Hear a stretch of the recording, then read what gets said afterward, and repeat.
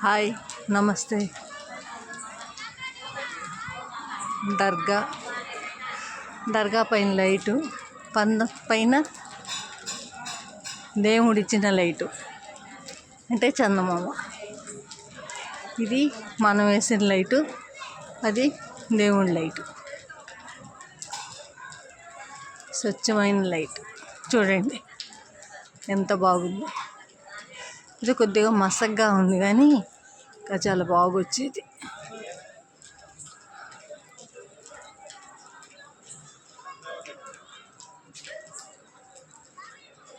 Super. చూడండి దర్గా, చూడండి ఎంత బాగుంది.